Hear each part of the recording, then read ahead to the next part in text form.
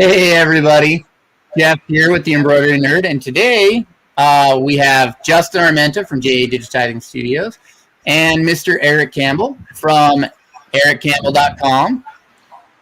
I'm going to get it right, erichcampbell.com. You're correct. You're correct, though I have to say I do apologize to the people who haven't seen me blogging there for a while. Oh, that's okay. I am lagging back. It's been all video stuff this last year. Yeah, I mean, I know, right? Every Thursday the take up, or no, every Friday the take up. Then you've got the half and the two regular guys, and I've seen that you're still writing for Impressions magazine. I've done a Graphics Pro, certainly. I've got stuff coming out in Graphics Pro, have been writing for Graphics Pro, and then Images out in the UK every month. So, yeah. Those folks. And some stuff I've also helped with folks that I end up in Impressions off and on. I don't often write for them, but I do have plenty of friends who do, so I get questions. There you go. I'm going to grab two comments because we have two of them. We've got Letty Walker here. She is the originator of Sippy. So I've got my Sippy cup here, and believe it or not, I'll go ahead and break it out now. So we've made this limited edition cup. There we go. I'll put it in front of my face. There we go. For Mr. Oh, that's nice. Erich Campbell, featuring the Embroidery Nerd logo. Yep. Sippy for the reciprocators, as well as his Erich Campbell logo. Thank you. All on one cup. And so I'm going to be sending that to you. I actually just lasered this today. Thank you very much. I've got the M-Nerd cup here myself already. I was going to represent the brand. I mean, usually everybody knows because we also have Aaron Montgomery sending me sublimated stuff. I've got the emoji cup that usually I have, but I was like, no, it's a nerd kind of night. Yeah, it is. And I'll get this sent off to you. Justin, that guy, vectored. Oh, thank you much. Yeah. The EC, as well as he vectored Sippy so that we could burn him onto a cup. Yeah. So for those of you who don't know, if you're not a take-up watcher, originally Mike Muldowney named us all the reciprocators, which I thought was the coolest thing. After both, of course, the critical part of a machine that you definitely break when you hit the hoop hard enough, and the fact that we like to give back. So we reciprocate around the take-up. But after Letty drew Sippy, that killed me. I was about to die. Just like when it took off and everybody's like running hats, we're making stuff. I'm like, you guys are making merch faster than I am. So, yeah. Well, and Letty actually sent me a cup and asked me to put Sippy on it. So I did that for her today, and I lasered this one for you. So I'll get that mailed off to you with some more Embroidery Nerd stickers because you can never have too many Embroidery Nerd stickers. I have been putting on stuff, so, you know. Slap them on all sorts of stuff. And then we've got Frank Dunn in the comments. Good morning. Have a 6 o'clock start, but it's 2 here now. We'll catch the replay. Ouch. Have a good one, guys. I think he'll stay up. He never sleeps. No. We have Trish Sullivan. Good morning, gentlemen. Letty, I know, is excited for her Sippy cup. I don't often do stuff for other people, but I figured it would probably be okay since she drew it.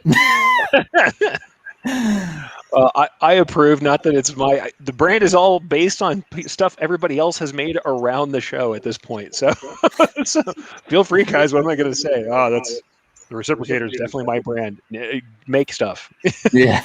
Have fun. Knock yourself out. And we have Fred here saying hi from Cleveland, Ohio. And so the vectored logos actually is kind of a segue into what we're going to be talking about today. And it's something that I don't have a ton of experience with because, we'll be honest, I know how to use Corel about this much, and if I need to vector something, I do it in Wilcom and then export it as a vector. So I'm not that great with vectors, but I know, Erich, you have experience in sign vinyl, sublimation, and I believe screen printing too. I get scared saying screen printing because I'm around so many people who do screen printing at a level that I am absolutely not part of.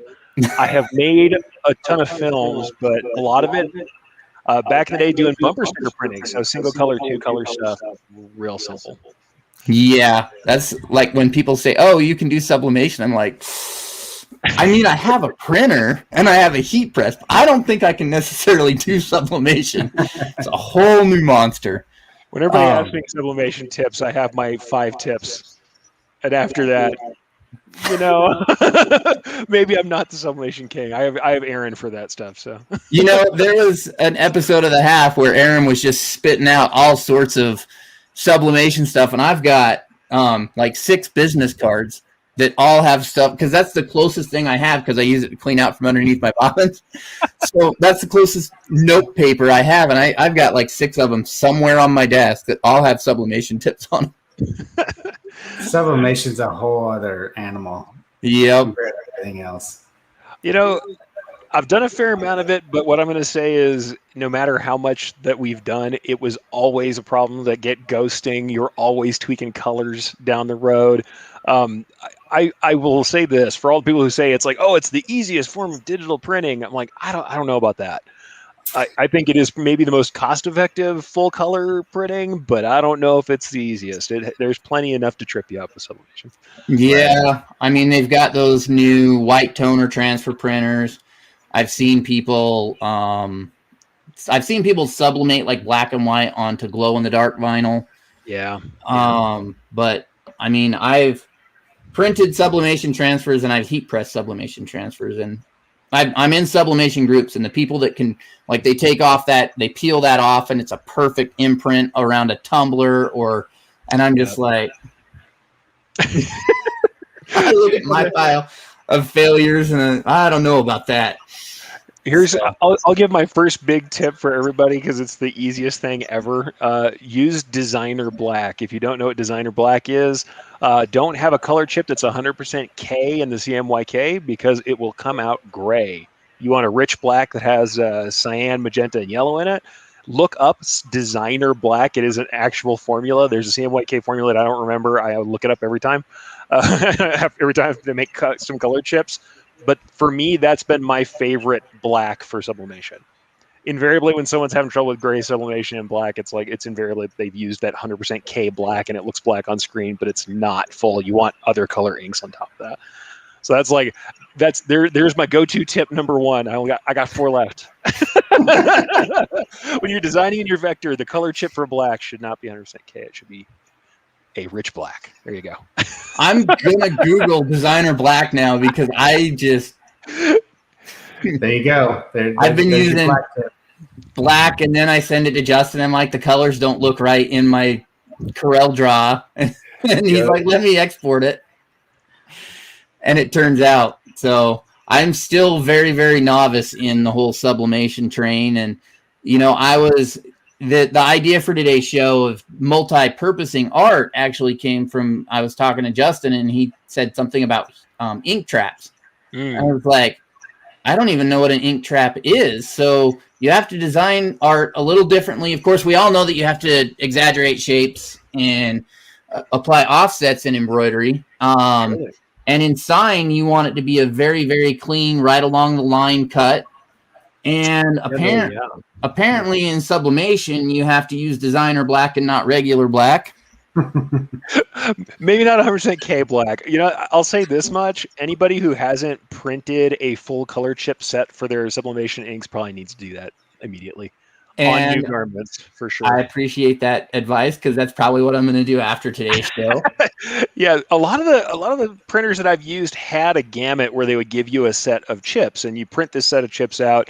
And the thing is, it didn't come out the same way on every material either. So whenever we had a new shirt that we were going to do, you'd stick to a shirt, you'd stick to one kind of material, and you'd print out this color set. And I was picking them off like a thread colored chart.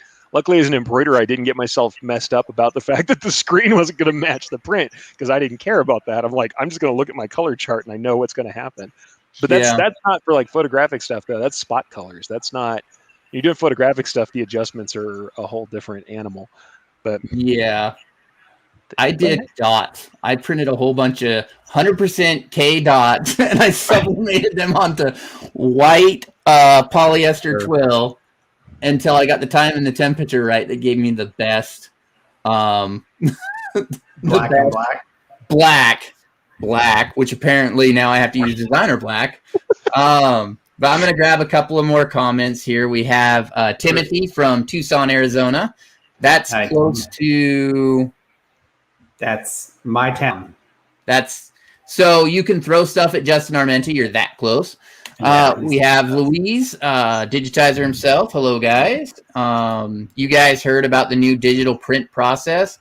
I am learning more and more every day. And maybe not new, but for me is new. Yeah, it's all new for me. Anything other than a single color vinyl transfer or a very poorly done sublimation is new for me. And I know, but ink traps, now that's something that I thought was different. And so the idea for today's show was kind of how can we multi-purpose our artwork? So if you're drawing a vector, how can you say, you know what, I'm going to use this vector for embroidery, sublimation, screen printing. What are the different things that you have to consider? And unfortunately, I don't know any of that. I mean, if we're talking about designing for multi-purpose, then I think the first thing is just looking at what we look at for embroidery. I always tell people, if you're going to design for everything, design for embroidery, because you can make print do almost whenever you want. Yeah, exactly. If anybody comes to me and wants a full new design or a custom design done, I'm always thinking, even though they may say, oh, this is for screen printing, I'm always thinking in my head, nope, eventually this is going to be embroidery. Yep. So let's at least do a version of it that's embroidery friendly, if not the whole thing embroidery friendly. But that's something to keep in mind, depending on the many different things that you're going to be using the design for. Certainly, the other part of that is thinking about aspect ratio. That's the biggest one. One of the biggest ones for me. Certainly, what do we know? Small type. I mean, no brainer. We're going to want our type to be 5 mils or over if we can. We're going to make sure that things, line up in such a way where we can get them onto hats, because invariably we're going to do that. And I can't tell you how many times I've had somebody bring me a really super vertical logo where it's very narrow, super vertical. And the first thing I think is, all right, let's stop and try and show them a horizontal version for caps. Because invariably they'd be like wearing hats like me. They're like, oh yeah, well, back in the day when these first came out and it was military hats everywhere and everybody had these tall, skinny logos, I'm just like, the twain shall not meet. There is no tall, skinny logo on a military hat that looks good. No flat caps and tall, skinny logos. Can't do it. So that was the other part of it. But at that same time, I really learned to start doing branding guides. So I would put together something where even though we didn't have like a formal brand guide, I'm not a real graphic designer and I know that, but I would take their design together and say, all right, here are the fonts that are generally going to be used. Here's a version that's going to work on a couple different colors. Here's a vertical version and here's a horizontal version, something that will be good for caps and also things like pens and USB drives and whatever else has a horizontal aspect. And then here's, and we'll put that together and try and make a product out of it and sell them that product as well as redoing the redraw. That works, but it takes a lot of effort. I mean, that's not a simple thing to do. Well, they get that cell phone picture of the door vinyl on an off angle with the reflection. They bring that in and say, I need art. All the time. Yeah, all the time. Oh, yeah. Or especially window vinyl. That's the best one. Is it's on somebody's door or somebody's glass, so you're also seeing stuff behind it. And that's when I feel like digitizers like us have an extra bonus, because we're so used to drawing good vector on crap art that when we get these horrible things for print vector, we're like, oh yeah, this is not a problem. Like, I can straighten this out. I've done it a million times trying to get embroidery stuff right. We're used to looking at a crud like raster and saying, all right, I've got about 5 pixels where this line should be. I'm going to hit right in the middle. I can pick the line in the middle. Pick that line, or you just kind of squint your eyes a little bit and go, right there where this jagged edge is, I know there's a clean line right there. I'm going to make it right there. Or the ultimate, if I go to the outside of this line, it'll be 1 millimeter wide. Yeah, no doubt. You're like, I'm already thinking about the satin stitch. Or my favorite, what everybody always says about this stuff. Yeah, you can have anything you can draw with a brand new crayon in satin stitch. If you can write it with a brand new crayon, I can make it happen for you, no problem. But so something that Eric just said in conversation there, I feel like I'm watching one of the Friday shows right now. I'm just kicking back and watching Eric talk. Anyways, a quick overview of the different types of art files that you're going to see in case people don't know. The raster image that Eric just mentioned, that's going to be like, the typical raster image that you're going to get is a JPEG. That's a flattened image where you can't, it's made up of pixels. It's a certain DPI. You can't manipulate individual lines. You can't edit the line work of the design. This is where the ones where you really need to either when you're working within digitizing, you want something that's a little bit higher resolution, just because when you're working in a design and you're zooming in, there's going to be a lot of pixelated areas that aren't too clear. And that's the difference between vector art, where it's a lined art, it's a editable file where you can actually manipulate the lines, adding outlines, changing size, changing color. Those are basically the two types of artwork that are commonly used as far as embroidery is concerned. But when you do get into receiving the artwork from your customers, even if you are starting from that JPEG, like Jeff said, you gotta see if they're wanting multiple types of printing done. If you do all that in-house, or if you're subbing it out, everybody's going to need that type of file that they need for that type of process. Vector is pretty much the best file because it is the cleanest. It's scalable, and 9 times out of 10, whatever printer or decorator is going to be using it can use that type of file. Vector files are pretty much, if you native files like Adobe Illustrator is native to Illustrator. You have Corel Draw. Those are the two main ones in the industry. There's some other ones out there that work pretty well. Kind of like the DST file, which is that generic digitized file that you see out there. You have EPS files, which are pretty much the generic vector file that you get from those softwares. You could also save PDF files in a vector format.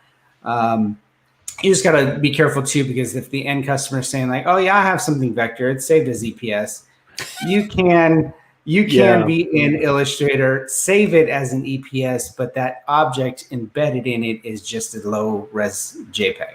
So same thing with PDF for sure.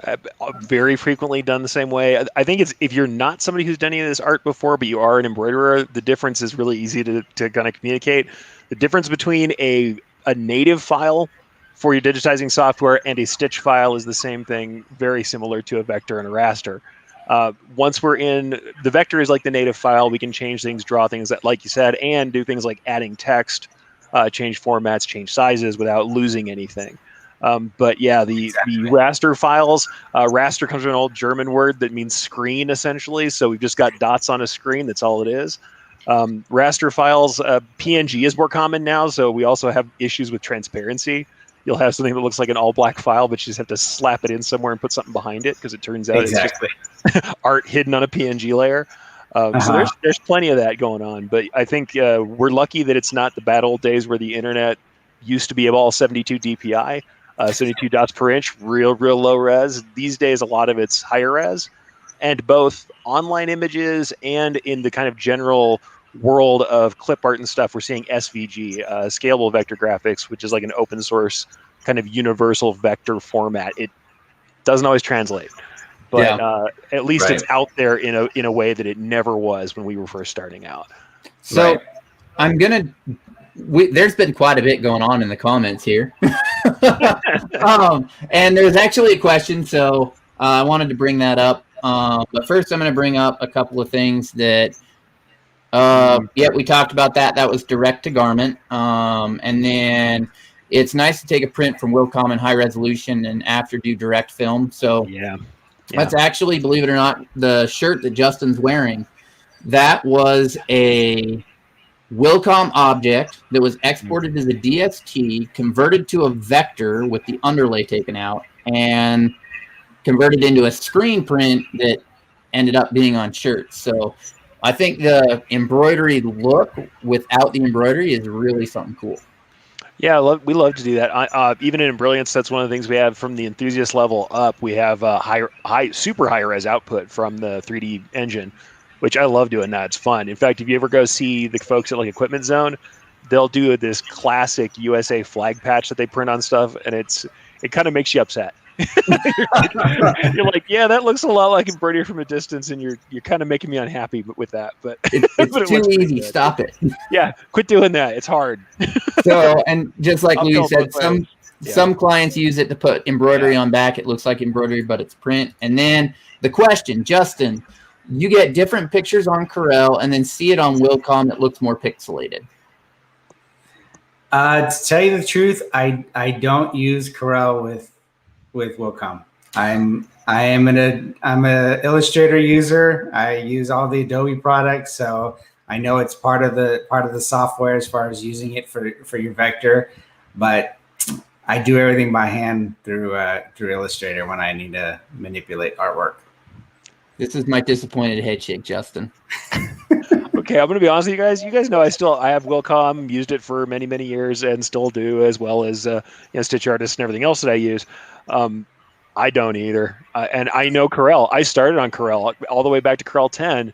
I still use Illustrator when I have it. I don't always keep up a license because I'm not commercially doing that art. I use a lot of Affinity right now. Affinity Designer, because it's cheap, it does the job, and when I'm knocking together art for embroidery, I don't need more than Clean Vector. I don't need much more than that. The tools that are available in Illustrator are wonderful. I don't usually need them. But yeah, I've done multi-mode, all the different vector softwares you can imagine. I've done something in most of them at this point. But yeah, I know Affinity is only like $50 or $60. 40, I think. Yeah, it's really, really inexpensive. Their videos to learn it are really good. So It's not Illustrator. It's not Illustrator. It's not Corel, and I know that. I do recommend it for people who are just drawing some clean art or trying to drop clean text and manipulate it and do something on a piece, because it's easy, it's cheap, it does the job, and it's, even though I like Inkscape in the open source world just fine, Affinity's more put together. The experience is more like Illustrator. Yeah, but it's not. Yeah, I know, especially after somebody says, you just talked about color management, don't start Affinity with me, and I'll be like, yeah, I know. It's not Illustrator. Inkscape's not Illustrator. CorelDRAW, better by far. But yeah, that's most of the stuff I'm doing in CorelDRAW that's any high level is like doing printed paper work, doing packaging, stuff like that. And I'm not going to be doing that, with the Wilcom edition. is not going to happen. So Luis says he uses Corel to get artwork ready and copy and paste are useful, but his cat can draw better than him. And I'm in the same boat. I cannot draw for the life of me. So I just use to get artwork on correct size. And that's, there's some nice things you can do in Corel that you can't do in Wilcom. Like the one that I use the most is actually a corner radius. So if you draw a rectangle, you can specify the radius in Corel, and you can't do that in Wilcom. So if that's where I'm spoiled. Stitch Artist does have corner radius on squares, so I do it in the software. I mean, don't get me wrong, I do the same thing though. And honestly, what I do though is in Affinity, you can do corner radius on like any shape at all. So triangles, pentagons, octagons, you can do corner radius, and I don't have that everywhere. So sometimes I'll mess with corner radius on those weird shapes. So hey, Wilcom, are you listening? Wilcom, are you listening? Guess. Hey, if they want to catch up, that's fine. Sorry, Brian will probably like that, sir. But yes, sometimes I tease because here's the thing: we're happy for people to be collectors. You can have every software on earth. I do, but I not anymore. I used to have tons more. I used to have Pulse and Melco and everything else. Now I've only got a couple. But I used to have all the suites. I've got like 3, I think, right now. I still have Stitch Era somewhere. Why, I don't really know. And I'm sorry, Stitch Era users, I don't have it running right now. Before you ask, no, I don't know what that button is off the top of my head. I'd have to look it up. But we already know that he's digitizing while he's talking. Not currently, but I was right up until the last second. Yes, I was working on a design collection right up to the last second. Oh, I've only got 3 dongles plugged into my computer. Yeah, I only have. I don't need one, but only one most of the time. But So Louise says, but Corel is useful to get artwork ready for sequin jobs. Sure, yeah. I've never done sequins. But if you guys think that is hard, try learning EPC embroidery software. I don't even know what that one is. No. I have it one month and can't type my name on it. I think EPC is ZSK. Yeah. Oh, yeah. I haven't had a chance to play with it. I have been offered before to play with it, and I haven't had a chance to do it yet. But it's hard. And I'll say this truthfully with software, and I know we get into software wars, and everybody kind of talks smack about software. The truth of the matter is, most people, whatever one you got used to is the one you want to use because it's fast, because you're used to doing it. Every time somebody goes, no, Pulse, no, Wilcom, and I'm like, no, whatever. I'm like, most of the people, I'm like, if you sat down the other one, you could do everything else you needed to do. It just would take you a minute. And that's the thing that's frustrating. It's reaching for the wrong keyboard command that makes you hate everything. And it has nothing to do with software. Because I used to get that with, a minute. A hot minute. Corel and Illustrator, that's why I don't switch back and forth anymore. Because I remember that kind of head against the keyboard, I'm going to, kill the next person who walks in the door because I was switching between the two, because I was in a multi-mode shop where the two primary artists in our multi-deck shop were a guy on Mac who ran Illustrator on everything only, and a lady on Windows who ran Corel on everything only. And the two of them were both sending me art that had to get into Wilcom, or back in the day, like QDT and all those old things. But like those two were sending me stuff. So admittedly, most of the time, what I do, convert to raster and draw my own, because I'm not. I wasn't trying to play with that. Or how many times has somebody opened up an EPS and tried to convert it, and it's got a flood fill, a gradient in it, and it comes in as 1,000 little lines of color? Oh my gosh! Me and the snippet tool are best friends. Yeah. Snippet tool. Windows Shift S. If you don't know on Windows 10, we'll give you the snippet tool right now. Try it. Capture your screen. It's worthwhile. Quick raster, no conversion. So I've got a question for you guys. So let's say I come to you with horrible art because I'm 90% of the customer base. And I say, okay, here's this ugly logo. I don't know. I don't have anything up right now. So we'll just say that logo. That one. You got it. I've got that logo, and I want to get it. I want to get it embroidered, and I want to get it screen printed. And I think that would be the two that I would go with, or maybe sublimated on a shirt, right? And so, of course, that's low resolution because it's a dot. Screen res, yeah, sure. But if I brought that to you guys, and Eric, you go first, and then I'll ask Justin. If I brought that to you, what would be the first thing that you would? What's the first thought that came in your mind when I explained that? Because you went, oh boy. No, I'll say honestly, the first thing I thought, I would absolutely ask number one, who did the work first? Because if it's something that's at all clean enough that it looks like someone touched it and it wasn't, it's not the thing that's been on the side of their shop for 70 years that they took a photo of and took it to the business card guy. That if it's not that, I'm going to ask who gave it to them the first time or where it was done. I'm going to ask if they've had something else like signage or printing done, because the signage or printing person who they worked with might have already revectored it in order to get their job done. And then after that, if it turns out, no, this is the only thing they have, or I'm dealing with a customer who absolutely just won't give on that or let me get in contact with people or whatever else, then I'm going to ask them for the largest print version of it they have. That's the first three things I'm going to do, because ultimately, if I'm going to have to scan this thing from a physical version, which may or may not be the case, I just want the biggest one I can get that's going to have the most, chance of me getting any kind of clarity out of it. Right. Truth of the matter, these days, you're not usually getting print. You're getting something off somebody's phone. But yeah, if it's a screen grab, then I'm asking where the screen grab's from. I'm trying to find the website they ripped it from. I'm trying to find who built it first. That's usually it. I mean, I took a picture of it. Here's your better art. Oh, it's digital now. It doesn't have to be digitized. That's the one I always get. I saved it in a AI file, digital so it's a vector. All right, Justin. So what was the first thing that popped into your head? Right off the bat, my question is, you can kind of tell where it originated from, you could tell it was at one point clean vector artwork most of the time, because it is a designed logo as well. It's not a hand drawn. It's not a sign on the wall.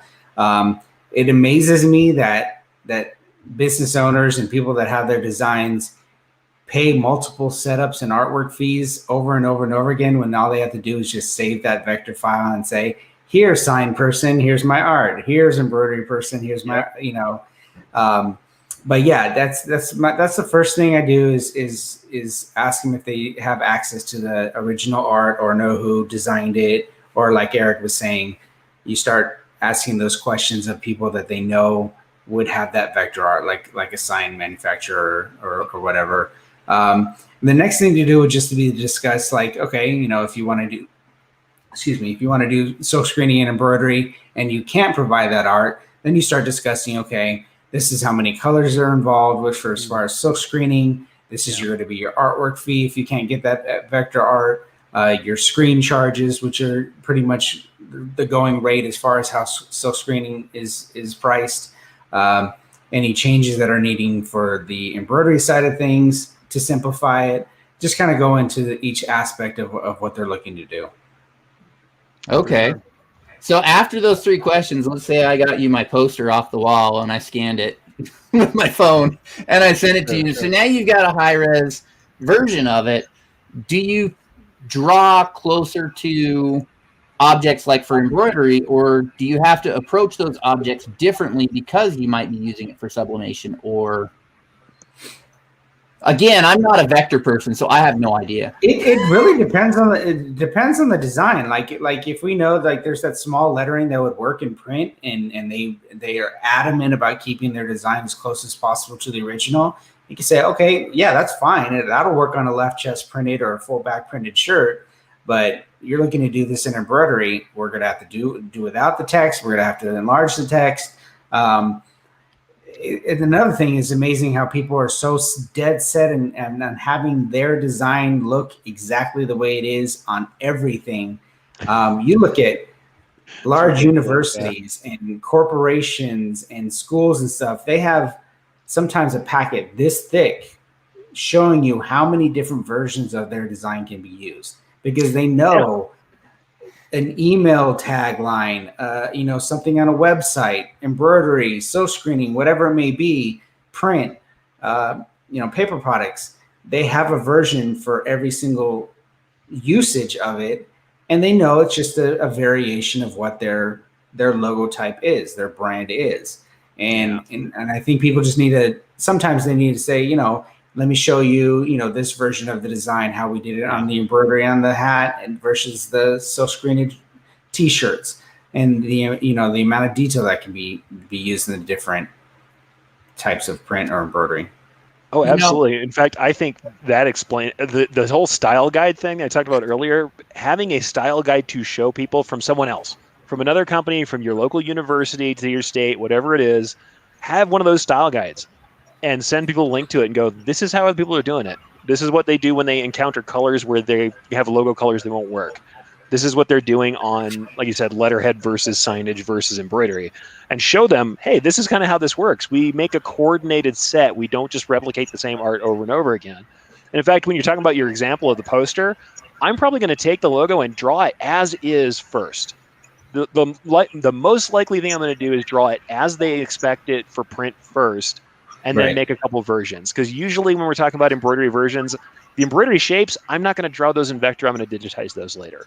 But I will probably make a version that has text the right size laid out in a way that'll work for embroidery. And that's not that hard to do. That doesn't take that much alteration usually from the print vector version. So it's like I'm going to draw for print mostly, and then do some editing for just to do the initial mocks or to try and get approval on thumbnails and say, hey, yes, this is generally what we're okay with for embroidery. Then I'm going to digitize my shapes. At least for me, I'm not a big vector as a stand-in for digitizing tool thing. I don't do a bunch of drawing shapes that are eventually just going to convert. I will draw my art for art's sake. Then I'm going to digitize that anyway.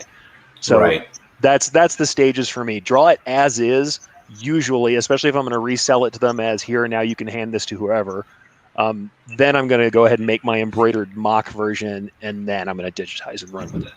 Right, exactly. You know, it's funny. I still remember my very first branding guide. You know, I've been doing embroidery 6-7 months, and I had somebody come to me, and it was a DNR office, and they were like, "Here, we need this," and I said, "Oh, okay." And I just kind of took their logo, and I said, "Well, it's not going to work for a hat." And they said, "Oh, we have a branding guide." It's like, "Okay, what's that?" And they sent it to me, and I was like, "This is the greatest thing ever." And not only does it dictate what you can and can't do and the different variations that you could do, typically it's vector. They're going to give you a PDF that has all their embedded vector files in it. 100%. In fact, that was the thing I was going to say earlier. We were talking about it. What our next question would be: if I know you're a national company or a franchise or a school or a government office, I'm not going to ask you anything because I'm going to go look up your brand guide online and I'm going to pull the PDF because it probably has vector in it.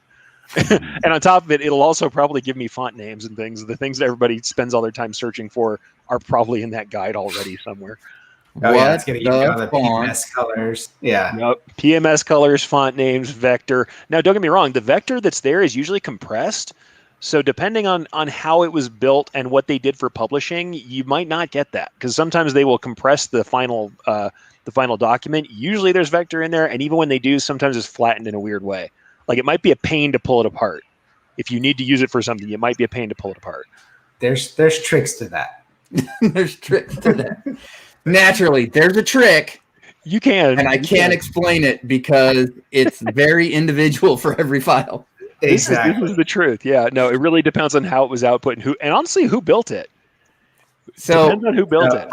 While Justin has that up, I'm going to grab a couple of comments. We have Martin Campbell says, "Hi guys." Letty says, "Looks like Affinity Designer is on sale right now for $24.99. If anyone's interested, Affinity, I'll take my royalty check later. Louise is a software, and yeah, Affinity is. And Letty, I never knew to ask for a .svg of my logo. It would have saved so much time." Totally. So, what are we looking at, Justin?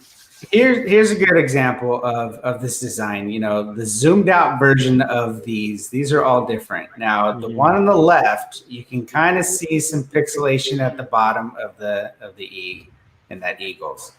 But if you actually come in here, can you blow it up a little, Justin? Yeah, I'm gonna blow that up. I was going to say, I knew because the A was starting to fill in just on the pixels. Exactly. So pinch the screen. If you zoom in here quite a bit, you can see that the pixels on the one on the left is quite a bit worse than coming down the line. This is actually a 72 DPI saved JPEG. Mm-hmm. This one's a 96 DPI, 150, 300, which you can see, you know, if anybody tells me that all they have is a JPEG, and when I'm digitizing off of, I ask them if they have at least a 300 DPI. And as you can see, this one here is the vector. So the 300 DPI, if you're just using it strictly for digitizing purposes, and you need a clear image, the 300 DPI works perfectly for you. The vector's nice because, you know, that's where you could actually come in and manipulate individual items, change colors. That's where you could actually get into editing for print purposes as well. But like when someone comes in and they are asking or bringing in something like this where it's 72 DPI and say like this lettering, you got to remember digitizers live their life like this, zoomed in. Which, by the way, look at that G, folks. The stroke width on the left-hand side and the right-hand side, because of how the aliasing worked for the colors, doesn't look like the same width. You just have to assume that a good font that is like this, that's collegiate, will have a single width in the stroke. And draw like it is, even if it's not on screen. And especially when it's something like text where your eyes go, first thing to it is to read the words under design. You know, a lot of people are real particular about the font in their design. So necessarily, do I need vector art to digitize from? No. But if this is what I'm getting and something that's real important to the eye, like text, I'm going to probably want to recreate vector artwork, find the font, redraw the font, whatever it is. That way, when I'm zooming in to my design, I'm looking at this instead of something that's pixelated. So, I'm well versed enough in vector where it's not going to take me that much time just to recreate it. It'll actually save me the headache of trying to make sure that all those letter strokes are the same width when I'm digitizing, looking at all those pixels. The eagle itself, coming in here, if I were to have to work with something that was low res with the eagle, and the different widths of the eagle's outline isn't too important. I could see that it's not as wide as it is here, over here. I could digitize that and probably get away with the variation not being that big of a deal. But working with something like this, and of course, if you are going to be working with different mediums like screen printing, then the vectors where you're going to want to go. And then kind of going back to what Jeff said earlier with his blacks not looking black when he was needing a PNG file. And like Luis was saying, that bringing artwork in from another software, not only, I mean, if you're doing something in vector and you have it clean in your art program, if you don't output it properly, like if I vector it and save it in 96 DPI JPEG, I'm going right back to the problem that I was having before. So when I'm zooming in, I'm getting that pixelated image. So even when you're outputting for the different things that you need, sublimation, direct-to-garment printing, whatever it may be, there's going to be certain settings and color settings and DPIs and transparency backgrounds that you're going to need to remember when you're using that vector for whatever that you're going for. Yeah. So something I'm curious of, because I have my experience in art as experience in embroidery, because I never thought to learn how to draw on a screen. One of the things that I found really, really interesting is line width. Now, I know for print, people will sometimes use line width rather than draw two separate lines and fill it in between. Does that make sense?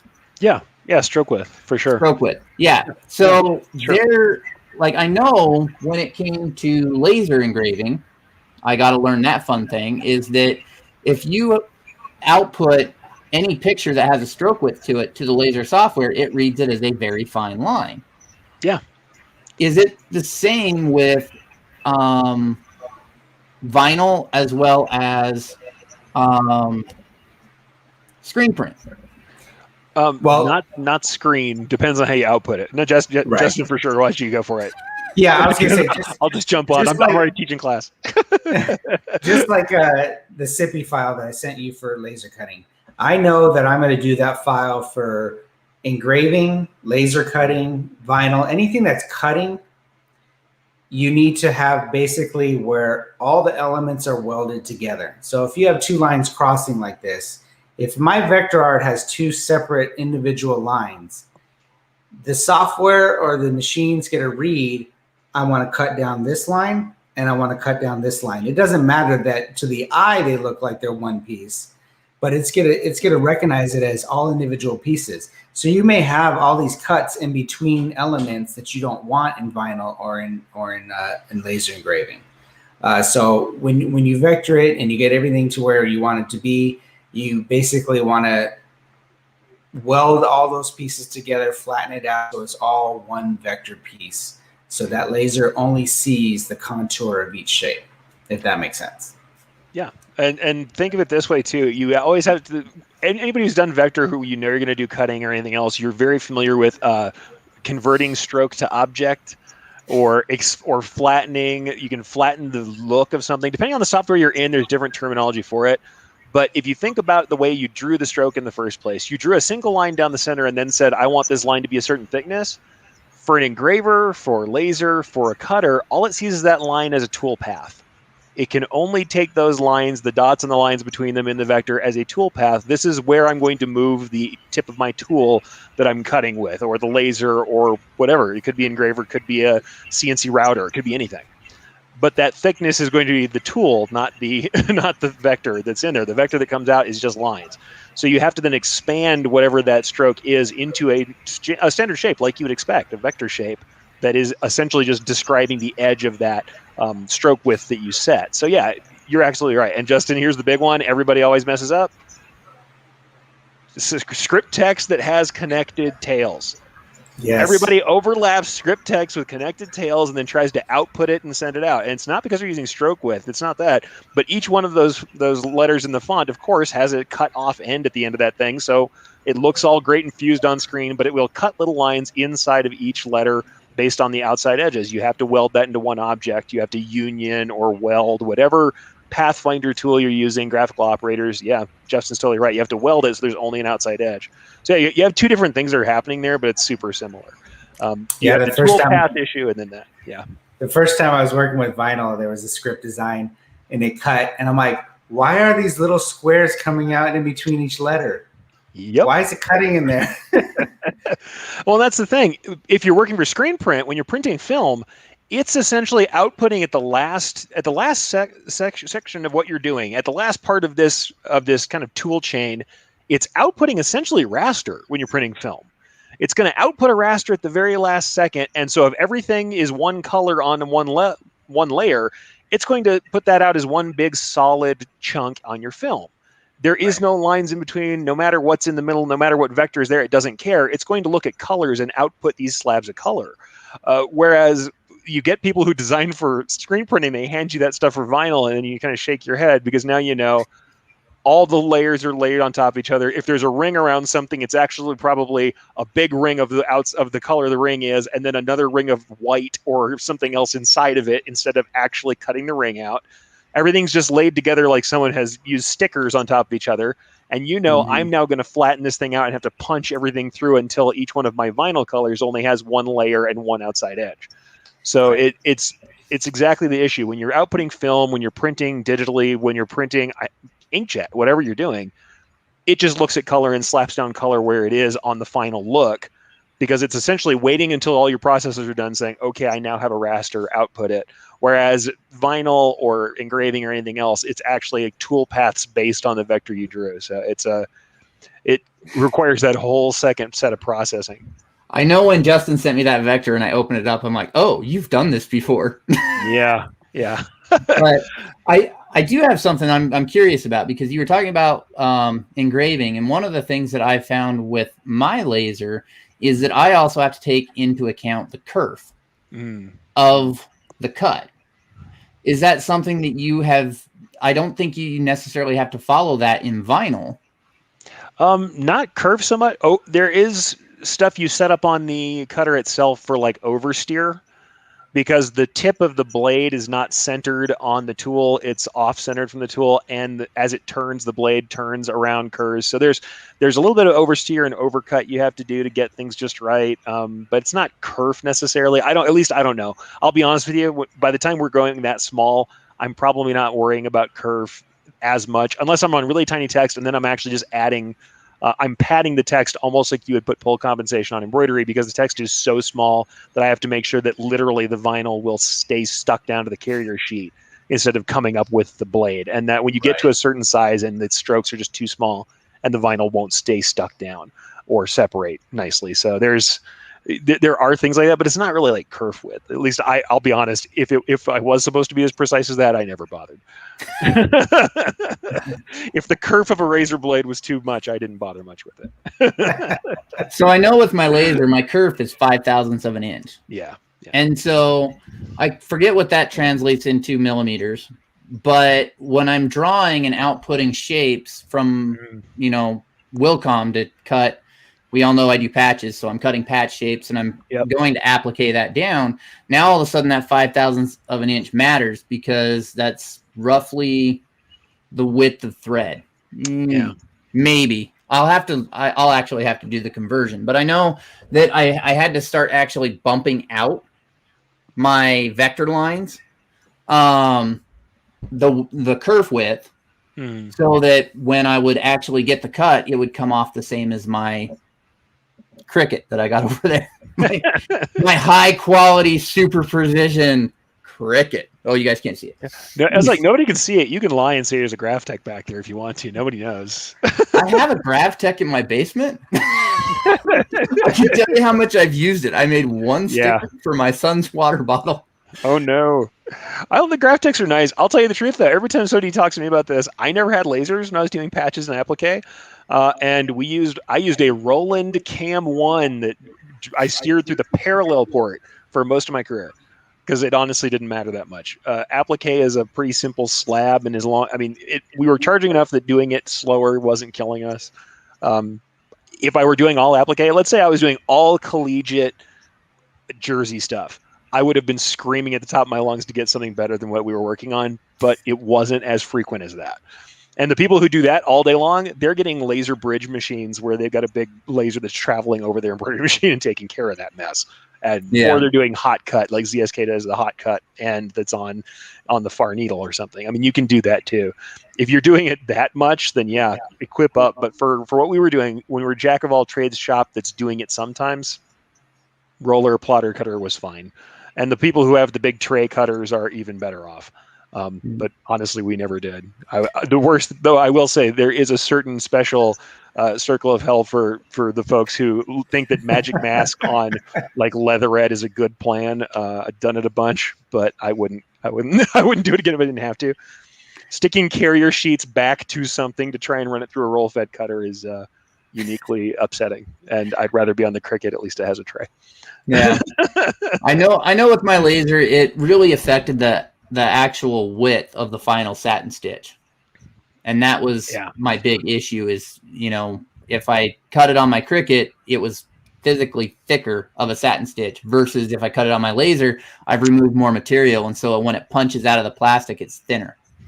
Oh yeah. And so I know that bumping that out helped a lot. And it also helped with my placement stitch too, because now it lined up with my placement stitch rather than being slightly smaller than my placement stitch.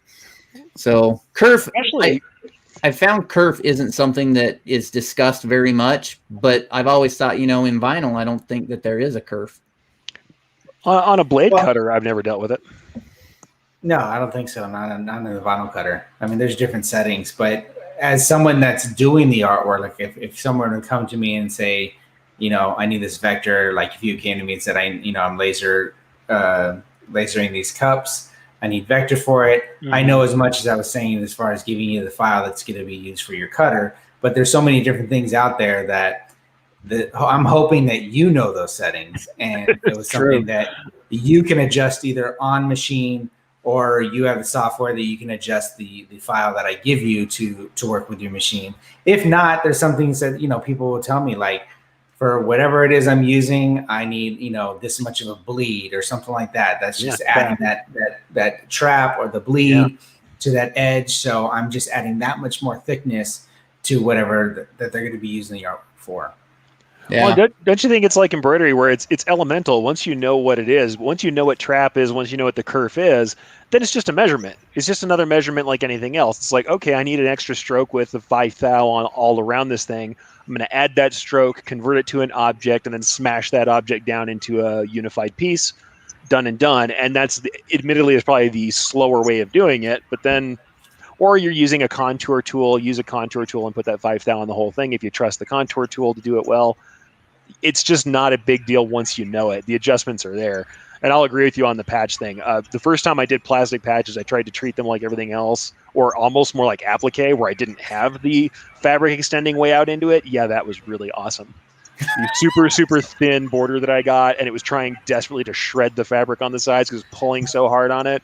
Yeah, plastic patch method in me, even to this day, I'm like, I get it. I get what you wanna, and I'll do it. But I like something a little more stable if I could have it. Like I can deal with the patches drying out. Give me back my water sol. But yeah, but that's me. Sometimes the plastic patches are not fun. I know for sure when Justin sent me that vector, the first thing I did was measure the gap in the lines because it was a negative, and so I had to make sure that there was enough space in between two objects so that the laser didn't blow that away. Oh, totally. Yeah. Because I've ran into that in the past. I won't tell you how many times I've experienced and went, oh, crap, I forgot to. And that's why a lot of times, especially in our industry, typically if I'm digitizing for somebody and they start asking me for a vector art too, they may be a screen printer, but things like laser engraving or doing koozies or pencils or whatever it is that they're doing, they're subbing it out to these promo companies. Yeah. And their art departments, even though you have vector, their art departments are usually pretty good to say, come back and say, all right, this lettering is sub minimum size. These gaps in these areas we're going to have to remove, because they know what's going to look best and what's going to work with their printing ability or engraving ability. And so they'll make those little slight changes. And 99% of the time, no one's going to ever even notice the difference. That's an easy thing to forget, is when we're talking about our customers. Here's this customer, and I always use this poor customer who came to me and said, "Oh yeah, can I get that flat embroidery like you do on T-shirts?" And I'm like, "Screen printing?" yeah. And I'm like, "Cool, yeah, we can get that flat ink embroidery done for you." That's the level of technical knowledge a lot of our customers have. They don't. We're talking about a 5 thou laser curve. They have no idea. They're just like, "Oh, hey, the teeth are gone on my little logo guy. Can I get those teeth back?" And they're like, "Yeah, I probably should have added something for that. Sure." I mean, that's all it is. It's more like, can they recognize it? Does it look clean? Are the letters legible? Does it fit where it's supposed to? That's what we have to worry about. But yeah, sometimes we'll get real, we get into the weeds. But the thing is, knowing this stuff that gets you into the weeds is how you always get that result every time. We don't expect it's funny. My embroidery's been measured on flatness. Don't start, Jeff. Anyways, on that note, I wanted to give Erich a few minutes at the end here, discuss what he's got coming up this weekend. So everybody knows, if you haven't got your tickets to his webinar coming up, it's got some good information. So Erich, let us know what's going on. All right. This weekend is the Understanding Emblems course, and essentially the last chance to get in on it. It's going to be roughly 3 hours. I will admit that I don't time things down to the minute, because if you guys have questions, I'm going to hang out a long time, and sometimes I may or may not embellish in the middle of my classes. Some people may know this. But yeah, we're going to talk about quite a lot about patches. But the thing is, we're going to be covering both the technical execution, how to digitize different kinds of borders, and literally the settings that are involved in that, as well as covering the major kind of in-house. I'm going to say this is in-house emblem production on your embroidery machine. This is not Marrow machine, though we'll talk about marrowing. This is for small run embroidered edge patches, but we're also going to get into how you sell patches, where they fit in your product line, and how you market them, and why they're important. It's something that I did talk a little bit in last week's kind of free preview stuff, but we're going to get more into that, and I'll talk about use cases, stuff like that too. So we're going to run the gamut. Start technical. We'll have a lot about what patches are, what the edges are, how that works, what you can do to get into the patch, kind of the patch production scene in your own way. We'll go into the digitizing side of it, the measurements, the actual construction of patch edging, no matter what software you're in. We'll talk about some new stuff, the cool stuff, like if you haven't seen Jeff's borders, then we'll talk about stuff like that. We're going to talk about foam arrowing, and we're going to talk about how they're built in different ways with different tools. And then we're going to go on from that to have the last section is all about where they fit in your product line, and why I think you should be selling patches and the use cases for them. So kind of, patches all around the board. Certainly going to cover a lot there, and give you the tools you need to start making your decision on how you want to get into the patch world, how you want to get into making your own in-house small run patches. Awesome. Sounds like a great course for everybody. Cool. I would have had the links. Decorators, .education/emblems is the one. Yeah, I do see some people in the comments asking where to sign up. So I think Jeff's going to find that link here if we don't have it posted during the live. Here we go. Yeah, throw it in there. In the private chat, so you can. If you guys don't know, there's a back channel. We don't talk dirty about you, but we could. There's always a private channel. All right, and they're asking time and time zone for that. Okay, that should be 10 a.m. Mountain Time. So that's my way of handling it. But so it's like I'm going to do this incorrectly. 8 Pacific, or wait, 9 Pacific, and then I've done it backward again. It's 10 a.m. Mountain Time. You can Google that conversion. Please do, because now I have forgotten which direction is going up and which is going down, and that is me spazzing out. What time is it in Mountain Time right now? Right now it is 8:01 Mountain Time. Okay, so yeah, West Coast is going to be 7 o'clock. Or 7 o'clock. I'm sorry, an hour earlier. Yes. Okay, so then it's later on the East Coast. It should be 12. It should be noon on the East Coast. So yeah, I'm sorry guys. It'll tell you. The link will tell you. If you're joining up, you'll get reminders. And honestly, the other thing is if you do sign up for it, when you pay to get in, folks, I'm going to make sure you get your recording. You're going to get the slides as a PDF. You're going to get a handout as well. So yeah, that stuff is all going to be there. If you're worried about taking notes, don't. I mean, there's always notes that are outside of what's in the packet of notes that's in the handout, but I do tend to give pretty big handouts and all of that stuff as well. And the slides also function as a handout, so you can use those as you go. Like I said, if I don't do a lot of the paid stuff, I don't do a lot of these webinars, but when I do, I try and give you all the value I can. And certainly, if you decide to go, even if you run late, come in at the end to ask as many questions as you like. The Q&A is often worth the entire price because we get all of these different people asking questions, and then that kind of combination of everyone asking questions with stuff that I know and stuff they may even know is almost part of, I would say part of, it's not almost, it is part of the value you get out of attending these things. So even if you show up late, show up anyway, get in. There's going to be a question and answer session in the middle when I split between kind of the two sides of these topics, and then a big question and answer at the end where I hang out until people stop asking questions pretty much. So yeah, get in on it and do it that way. As somebody that's taken 2 of Erich's classes, and this is going to be my 3rd, you're going to get your value. Well, thank you. I will try. Well worth price of admission. Whatever he charges, it's worth it. And you know, like Erich always says, if you learn one thing that helped you streamline your production, it will save you money. It was worth it. Well, that's one thing I was telling people about this stuff. I didn't have the chance to take a lot of classes, but now that I have had classes, and the funny thing is they're not in the embroidery world. I've taken classes outside of the embroidery world and learned things that were valuable to me. I've found that, one job recoups the class. One, and then let alone one customer who needed this particular thing. Let's say you've got a customer who wants patches and then they order something else. You couldn't help but recoup the cost of learning how to do this stuff. So, and I'll say this, 3D foam, go back and watch Justin's classes. If you have discussion with 3D foam and you're afraid of it and you won't do it or you're sending it out, learn how to do it. Then the next time you can do it yourself, or you can do your initial sampling and work and you know how to talk to somebody else who can.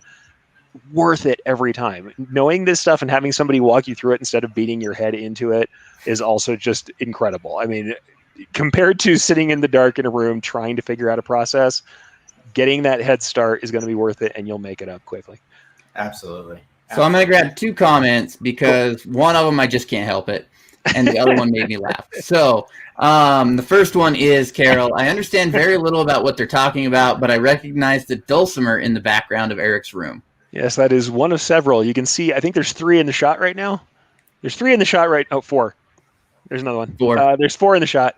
I don't play nearly as often as I used to. Plus, I do have RSI problems, and so I have to decide how many things I'm going to do with my hand any given day. Dulcimer doesn't get a lot of a truck lately, but I do noodle around still. Yeah, Appalachian Dulcimer. And there you go. Martin says he is a Campbell. Last time I checked, yeah. So, for those of you guys that don't know, tomorrow there is going to be the 2 regular guys. I can't remember what you guys are covering. This one's going to be RIP software, and I'm just going to be almost along for the ride. Aaron's going to be out, though, so I'll be on screen looking bemused, because though I've used RIP software, it is not my wheelhouse. All right. We'll just see how it goes. But yeah, we're going to talk about RIP software. If you're someone who does printing, it should be interesting. Okay. We're with an actual software manufacturer, someone who's making software, designing software for RIP. So. Oh, nice. So that is tomorrow, as well as the half with Aaron Montgomery. That's always fun. It's one of my favorite things when it gets to the end. I don't know why the hard cutoff is so much fun, but it is so much That's fun for us. By the way, we both have the button because we both have the producer credits when we're logged in. That gets real fun. We can cut each other off, and we're always hoping. if it's our turn to do the cut. Yeah. We'll have to see. Aaron may or may not be in. I might be doing the half with Terry, and I don't know. We'll have to see what kind of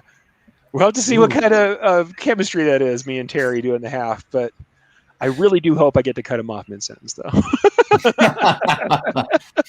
And then after the half, we have the take-up.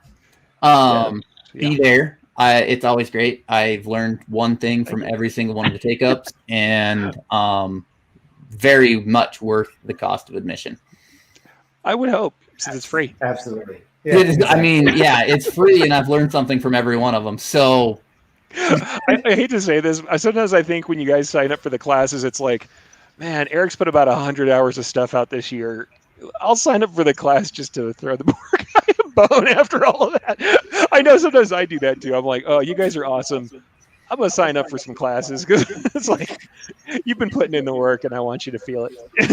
Yeah. It's classes. I know Justin, he spent weeks putting his together, and people make I don't good think stuff out of that. By the way, all you guys in the nerd group who made your samples, that's awesome. Kudos.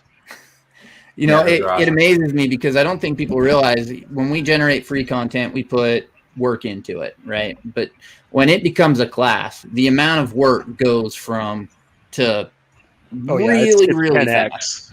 It's easy. It's 10x easily, if not more. I mean, because the shows we do every week take some time and some effort sometimes, and sometimes we just go live. Yeah. But the ones we're doing, there's weeks in those classes, almost always. There's weeks of work hours. Samples, files, I need a picture of this. I got to go make a file to make that so I can get the picture of that. And it just a lot of work goes into those. And so if you guys haven't signed up, I highly recommend signing up for Eric's class. I started in low run production patches. I still do a lot of low run production patches. It can be profitable. And if you want to learn how to make it profitable, he's got a class on Saturday for it. Well, and you guys have more stuff coming up too. What's coming up with your class schedule? So we have Lee Caraselli is actually going to do a webinar on color blending. So I'm really, really excited for that. I think this is going to be one of Lee's first webinars that she's ever done before. That's awesome. So we're going to set up the platform. I've been practicing with her in StreamYard because we use StreamYard for it so that she can get a little more comfortable with it. And she's going to be doing a class here in a week. June 5th. Yeah. June 5th. And then sometime I want to say at the end of June, early July, Justin's going to be doing his third advanced on 3D Puff. We've got a lot of really cool stuff to show for that. And we're not going to show you quite yet, but it's a lot of really cool stuff. Yes. So I'm actually excited for that. I'm excited to see that stuff. You guys make cool samples, so I want to see that stuff too. So with that, I'd like to thank Eric for taking time out of his busy schedule to be here today. Thanks for letting me on. You've got your class. I would not be taken alive 2 days before I had to teach a class. Tomorrow's going to get a little hairy, no lie, because there's always more production you want to put in. And I'll admit that there's still stuff where I'm like, today I was sitting there looking at my deck going, I really do want to add this other section though. So there's still material going into the class as we speak. Can't help it, folks. Yeah. So I'd like to thank you for taking time out for that. And then as always, we have Erich Campbell. You can find him on erichcampbell.com with links to all of his education. We have Justin Armenta from JA Digitizing Studios. And I'm Jeff Fuller from Fuller Embroidery Works. And we are all with the Embroidery Nerd. Thank you guys for hanging out with us today. Good night, guys.